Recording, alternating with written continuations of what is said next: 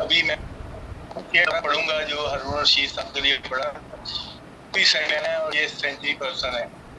ये ज़माना हमें भी याद करे, ये ज़माना हमें भी याद करे, चलो मन को कामरान साहब मैं आप ही के बाद आपको बुलाता हूँ बस। ठीक है, मेहरबानी। जी बहुत मुख्तसर सी बात कर रही हूँ कामरान, बिल्कुल फिर आप पढ़िएगा।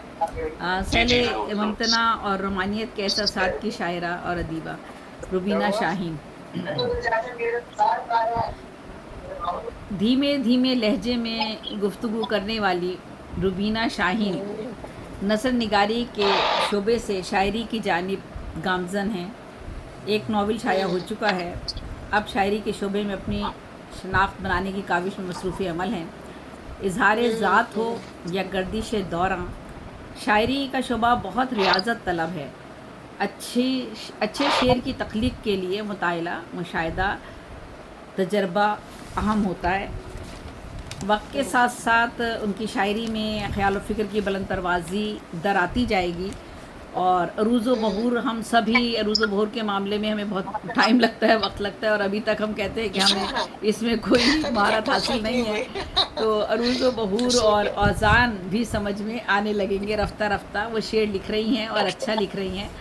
उनको अक्सर हम काफ़ी साल हो गए हैं, उनको हम अपने साथ ज़ूम मुशायरों में सुनते रहते हैं। माशाल्लाह से बहुत फ़ाल हैं शेर व अदब की दुनिया से में हम सब देख रहे हैं कि लाहौर का मुशायरा हो या किसी भी जगह का हो, तो और ख़ास तौर पे हमारे ऑनलाइन मुशायरों में जिस तरह वो हमारा साथ देती हैं और पूरा वक्त मौजूद रहती हैं, ये उनकी अदब से मोहब्बत, ये एक लगन है, एक जज्बा है, एक एहसास है। तो शेर व अदब से ये दिलचस्पी रखने वाली खातून हैं। उनके कलाम में सादगी है, रवानी है, बरजस्तगी नज़र आती है जो कारी को अपनी जानिब मुतवज्जो करती है। ये खूबियाँ होती हैं कि जब इब्लाग आसानी के साथ हो जाए किसी भी शेर का, आपको आसानी से वो समझ में आ जाए, तो वो कारी के दिल को छूने लगता है। और अगर उसके एहसासात की वो तर्जुमानी कर रहा हो तो यकीनन उनकी मुसलसल मेहनत और लगन उनको एक दिन अदब की शेरी सिन्फ में उनकी अपनी पहचान बनाने में कामयाबी से हमकिनार करेगा। जो भी उनकी मेहनत है, लगन है, और हम सब इसी काविश में लगे हुए हैं।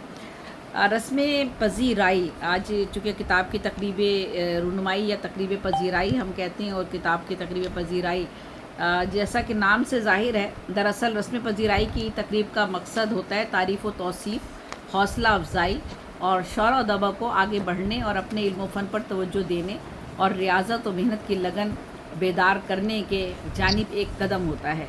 ऐसी तकरीबात में दोस्त, अहबाब, मौक़िक़, नक्काद, मुबस्सिर, मुफ़क्किर अपनी तहरीर के आला जवाहिर से कारी को मुतासिर करते हैं। जैसे कि अभी आपने नवाज़ कंवल साहब का मज़मून सुना होगा, माशाल्लाह मैंने भी उनकी नसर सुनी। माशाल्लाह माशाल्लाह बहुत खूबसूरत उनकी नसर है। और इसी तरह जब हम अपने सवाली अच्छा साहब का एक मज़मून सुन लेते हैं और जिस तरह से वो तबसरा निगारी में अपने जवाहिर दिखाते हैं, तो उसके बाद किसी मज़मून की ज़रूरत हमें नहीं पड़ती। लेकिन हर मुबस्सिर का अपना अपना अंदाज़ है, अपना अपना तरीक़ाकार होता है। जब हम कोई शेर पढ़ते हैं तो अलग अलग तरीके से उसे महसूस करते हैं और उसी अंदाज़ में उसके बारे में बात भी करते हैं। तो ये तकरीबात जो हैं, ये हमारे जितने भी अहबाब हैं, जब वो तबसरा करते हैं तो उनकी रायत जो होती है वो तो उनकी खूबी है, उनके जवाहिर हैं, उनकी नसर निगारी की आला व अरफा मिसालें हैं कि वो किस खूबसूरती के साथ अपनी नसर में बात कर रहे होते हैं। लेकिन जब वो चुनिंदा आशार का इंतखाब करते हैं किसी भी किताब से, तो और फिर उन आशार पर जो वो बात करते हैं, तो फिर ये फ़ैसला लिखारी के हवाले से पता चलता है कि उसकी अपनी रियाजत कितनी है और वो किस मंजिल पर है। और शेर व अदब का मैदान तो बहुत ही सब्र आज़मा है, कठिन है, बहुत मेहनत तलब है। ये अपनी फ़िक्र व दानिश की इसकी अलग ही दुनिया में मुसलसल सोचो विचार का तकाज़ी होता है। ये बिल्कुल इसी तरह है जैसे कि समंदर से सीपियाँ निकालते रहें और जाने कौन सी सीपी से गौहर निकल आए। इस अमल में मुसलसल मेहनत और किस्मत और दोनों का दखल शामिल होता है। सैकड़ों शौरा अदबा आते रहे हैं और अपनी तख्लीक़ात अदब के हवाले करके रुखसत हो गए हैं, और किसी के अशार अवाम तक पहुँच गए, किसी का नाम और मनसब और आलमी शहरत कोई हामिल हो गया, और कोई गुमनामी की गर्द में कहीं गुम हो गया। بہرحال لیکن یہ اپنے شعراء ہمارے ادبا جتنے بھی ہیں اپنی اپنی کاوشوں میں لگن میں مصروف رہتے ہیں. ان کا کام یہی ہے کہ وہ کام کریں، محنت کریں اور اپنی لگن سے جو بھی کچھ کہہ رہے ہیں وہ کہنے کی کوشش کریں. فیصلہ تو وقت نے کرنا ہوتا ہے. اور ایسا ہم سب دعا گو رہتے ہیں ایک دوسرے کے لیے اور یہ کہتے ہیں کہ اللہ تعالیٰ ایسی فکر رسا عطا کرے کہ ہر شاعر ادیب کو کہ اس پر دانائی، دانش اور محنت کی لگن جو ہے اس کے دل میں جاویدہ ہو جائے. اور شاید کوئی پھر ایسا کوئی گوہر نایاب کسی چیز سے ہمارے لیے بھی نکل آئے. ہم سبھی لوگ اسی گردش میں ہوتے ہیں. پوری غزل کہتے ہیں، کبھی کبھی ایک شعر اچھا ہو جاتا ہے اور کبھی کبھی ایسا ہوتا ہے کہ پوری کتاب کھنگال ڈالی ہے تو کوئی شعر ہی نہیں ملتا اس میں سے. اور کبھی ایسا بھی ہوتا ہے کہ اللہ تعالیٰ نے کسی کو ایسی صلاحیتیں دی ہوتی ہیں کہ 20 غزلیں اچھی ہو جاتی ہیں. تو یہ صرف اللہ تعالیٰ کی طرف سے ہے اور ہم سب اس کے لیے دعا گو ہوتے ہیں اپنے لیے بھی کہ اللہ تعالیٰ ہمیں بھی ایسی فکر عطا کرے.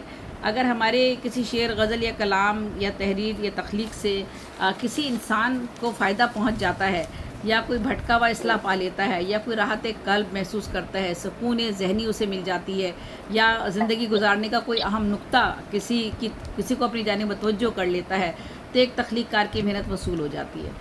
روبینہ شاہین بھی اسی سفر کی ایک نوارد مسافر ہیں اور ہم سب بھی اس سب کی طرح وہ بھی زندگی کو پڑھنا، برتنا سیکھ رہی ہیں اور کوئی نہیں جانتا کہ مستقبل میں کون کس مقام اور مرتبے کا حامل ہوگا.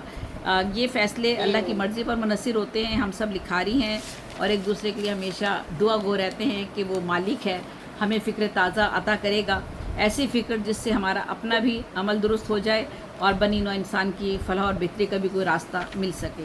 آج کی یہ تقریب روبینہ کو بہت بہت بہت مبارک ہو، جس میں عالم ادب سے چنیدہ احباب آج شریک ہوئے ہیں اور ان کی تخلیق پر اظہار خیال فرما رہے ہیں.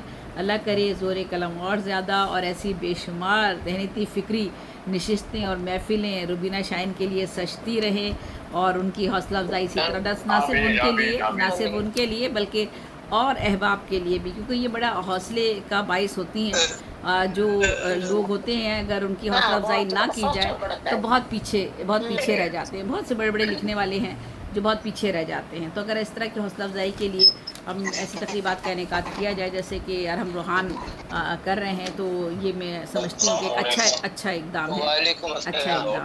تو بہت بہت مبارک ہو آج کی یہ تقریب. اور بس مختصر بس میں نے بات کی ہے. بہت شکریہ آپ کی. سلامت رہیں آپ کے الفاظ میرے لیے بہت بڑا نہیں ماشاء اللہ میں یہی بات کر رہی ہوں کہ دیکھیں واقعی کسی کو پتہ نہیں ہوتا کہ کل وہ کہاں کس مقام پر ہوگا، کسی کو نہیں پتہ. تو نہ کسی کو کم سمجھنا چاہیے اور نہ کسی کو اپنے آپ کو یہ سمجھنا چاہیے یا میں جب اپنی بات کر رہی ہوں کہ میں سمجھ لوں کہ میں کسی بہت اچھی ہو گئی ہوں، بڑی ہو گئی ہوں، تو کبھی نہیں سمجھنا چاہیے انسان کو. اور نہ یہ سوچنا چاہیے کہ آج یہ ہم کم ہے اگر شعر و ادب کی دنیا میں، تو شاید ہو سکتا ہے کہ ہم سب بہت پیچھے ہوں اور وہ سب سے آگے بلندی پر ہو، عروج پر ہو، اوج پر ہو. یہ بالکل اس کی محنت ہے، لگن ہے. بالکل اس کی محنت ہے، لگن ہے، اس کا جنون ہے. بالکل اسی طرح ہے اور پھر قسمت یابی کرتی ہے اور اللہ تعالیٰ قبول کرتا ہے اسے. تو بہت آج کے جشن آپ کو مبارک ہو. ابھی میں دعویٰ دیتا ہوں کامران عزیز صاحب، لیکن یہ گزارش بھی کروں گا ساتھ یہ اپنے مائک بھی آف رکھیے. دوسرا سید ایاز مفتی صاحب تشریف لائے ہیں، آپ کو بھی خوش آمدید. اور اپنے کیمرے آف نہ کیجیے.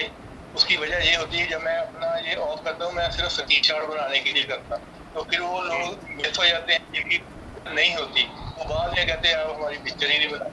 تو لہٰذا اپنا کیمرہ آن رکھا کریں تو تاکہ آپ کا ریکارڈ اچھا بن سکے. تو بہت شکریہ. تشریف لاتے ہیں محترم جناب کامران عزیز صاحب.